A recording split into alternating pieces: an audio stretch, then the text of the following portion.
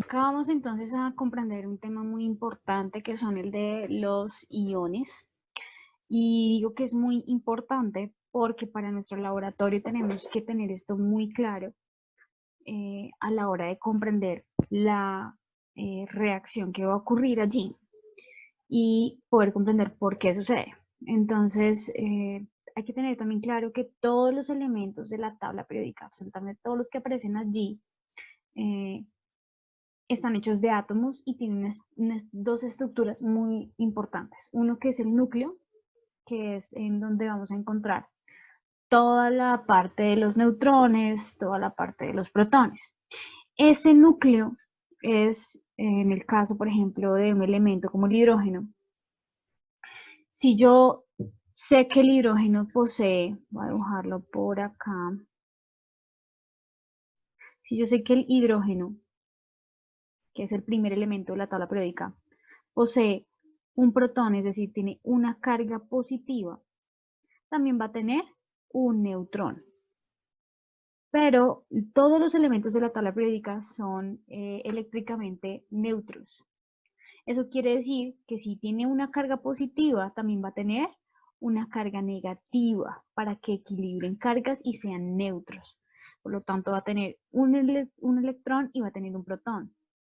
Y para que el núcleo atómico sea estable, también debe tener un neutrón. Esa sería como la composición del núcleo atómico del hidrógeno.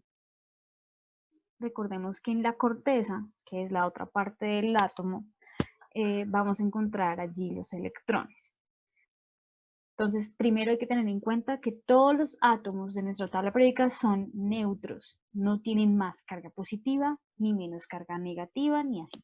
Todos tienen la misma cantidad de protones que igual cantidad de neutrones, ¿sí? Dependiendo pues de la cantidad que tengan de protones en su núcleo. Voy a continuar con el caso del hidrógeno. Entonces, el hidrógeno solamente puede tener un protón. Si yo le colocara en el núcleo otro protón, le sumo un protón en su núcleo, eso ya no sería un hidrógeno. Esto que tiene ya en total dos protones, dos cargas positivas en su núcleo, esto ya no sería hidrógeno, sino se convertiría en el segundo elemento de la tabla periódica que conocemos como helio. Por lo tanto, la cantidad de protones que encontramos en nuestro núcleo atómico va a darle el nombre al átomo. Si yo le sumo otro protón, me quedarían 3. Por lo tanto, ya no estaría hablando de helio, sino del siguiente elemento de la tabla periódica. Es decir, que corresponde al litio. Esto ya sería un litio. Si yo le sumo otro protón, eso ya dejaría de ser entonces litio y sería el siguiente en la tabla periódica que sería el berilio. Repito, entonces, el núcleo atómico que contiene los protones me da el nombre o la identidad del átomo. Por lo tanto, un átomo no puede perder protones porque dejaría de ser como tal entonces ese átomo. Lo más factible o lo más ideal que puede hacer un átomo es perder electrones, pero nunca perder protones. Las cargas positivas no son fáciles de perder. Entonces, lo único que puede hacer un átomo o lo más factible que puede hacer es perder o ganar electrones. Las cargas negativas sí es más viable que un átomo pueda perderlas o ganarlas. Cuando, en el caso de, por ejemplo, voy a coger el elemento berilio, que tiene un número atómico de 4, eso quiere decir que tiene 4 cargas positivas, 4 protones, también tiene, como es neutro en la tabla periódica, también tendrá 4 cargas negativas, y para que el núcleo sea estable también debe tener 4 neutrones, es decir, lo voy a poner así, en cerito, que no tiene carga.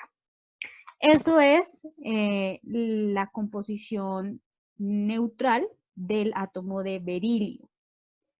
Ese berilio podría perder, si él quiere, podría perder electrones. Si él pierde un electrón, si se va uno de esos electrones, va a tener entonces mayor carga positiva que negativa. Él ya va a quedar entonces no con 4, sino va a quedar con 3 electrones.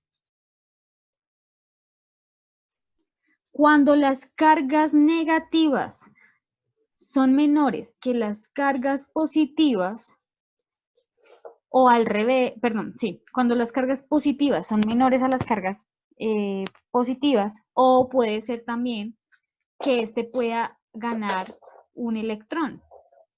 Entonces este ya, en vez de tener 4, puede tener 5.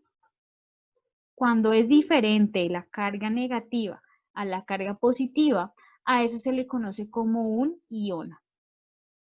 Un ion.